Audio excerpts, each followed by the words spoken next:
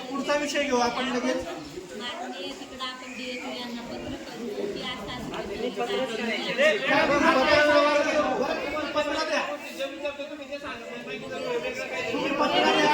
जर नाही ऐकलं आपण शिष्टमंडळ साहेबांना भेटू. शिष्टमंडळ साहेबांना भेटायला तुम्ही विचारलं का कोणता विषय मागता कुठं काय वेगळं काय बोललेलं 2 मिनिटं थांबा तुम्ही. आता आज समजा पंचवार्षिक संपण्यात आलेली आहे, बरोबर आहे, प्रशासकीय समिती संपलेली. 5 वर्ष तुम्ही काय करत होते ना? आज तुम्ही काय करत होते?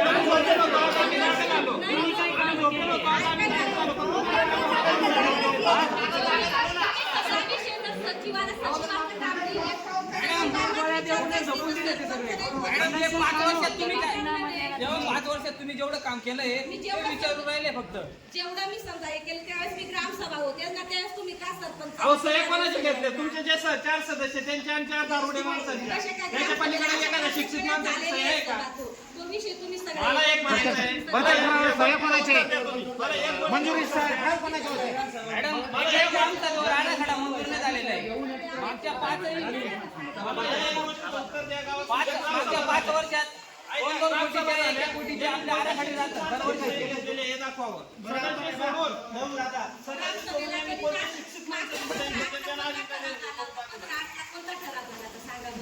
यांनी 6 तारखेची जी ग्रामसभा आहे ती कॅन्सल होऊन सांसाळ्याला घेतली. कुठली कॅन्सल झाली तरी यांनी येऊन बदल करणार गटन जेवायच्या साहेब.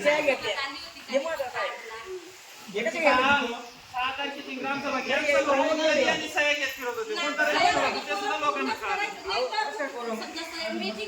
मॅडम तुम्ही म्हणताय ऐका तात्या, तुम्ही म्हणताय आजपर्यंत झोपले होते का? ठीक, आम्ही झोपलो होतो. मग तुम्ही जागे होते, मग तुम्ही जागा करायचं होतं. तुमचं काम नाही का? जेडबीतून निधी आला टक्केवारी सांगतो तुम्ही. सरपंचाचे सदस्य काय आहेत? उपसर याचं विकलन त्यांनी केला. याच्याने सह्या केल्या. ऐका सह्या करणार आहेत तिथं. यांनी उत्तर दिलं.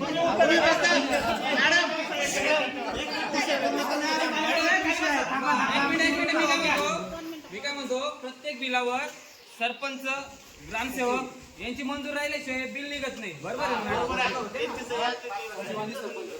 सचिव सरपंचाची आता हा विषय निघला मॅडम, तेव्हा तुम्ही काय बोलले 90,000 रुपये नाही आले. हा फोटो मध्ये तुमची सरपंचाची सही दिली आहे, वरती पेमेंट 90,000 लिहिलंय, खाली फोटो टाकलाय. मग त्याचं तुम्ही माणसासमोर स्पष्ट नकार दिला त्या गोष्टीचा.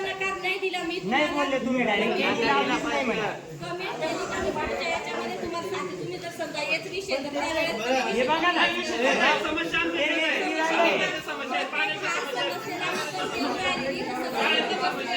पेमेंट येऊन गेले 90,000 रुपये आले, म्हणजे पैशाचं काय केलं तुम्ही ते सांगा. आपल्याला बोलायचं आहे, आपण बोलण्यासाठी नाही, फक्त थोडं सगळे विषय क्लिअर करू. आपल्याला बोलायचंच आहे.